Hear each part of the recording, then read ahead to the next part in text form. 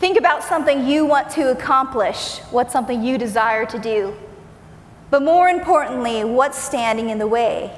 Because we shouldn't let anything stand in the way. And I remember learning the importance of desire. I was moving out of my parents' house in college into a little apartment, and my roommates and I, we didn't have a TV in our living room. So I called up my mom. I said, "Mom, would that be okay if I borrowed one of the TVs just until my roommates and I can afford to get one?" She said, "Sure, just go home, check in with Dad, make sure it's okay." And I went home to Dad.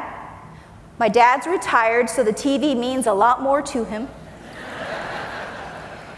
And I looked up at Dad. I said, "Dad, could I please borrow one of the TVs?" And he looked at me and he said, "I don't know about that." In his words, that meant no. So my next challenge was trying to figure out how to move a 22-inch TV out of my parents' house, but most importantly, without my dad knowing. At about 6:30 in the evening, my dad walks out the front door to water the plants. That would give me a 30-minute window to try and accomplish this task.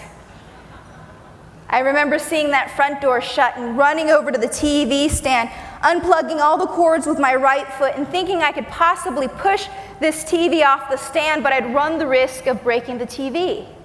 So I looked around the house for a tool, something to help me accomplish this. I went throughout the house looking for something with wheels.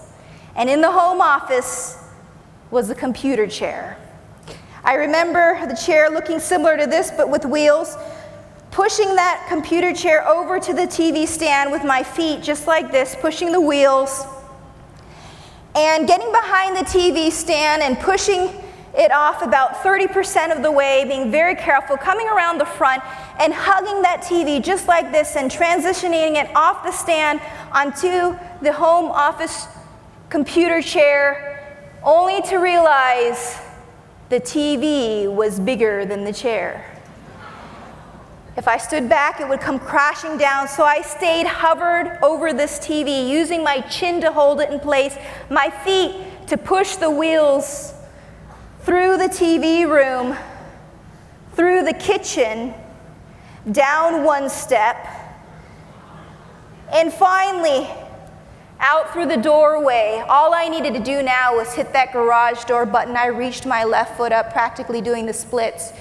Hit that garage door button, and as the door opened, guess who was standing right beside my car?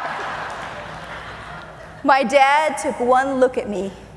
He saw the sweat pouring down my face, the strain, the conviction, but most importantly, desire in my eyes, and he said, "Honey, if I wouldn't have known you wanted it that bad,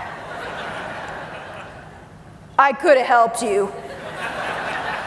And he did. He helped me get that TV in the car. I drove it home to my roommates, and I told them I learned the importance of desire. My favorite quote about desire: walls are only there to stop the people who don't want it badly enough.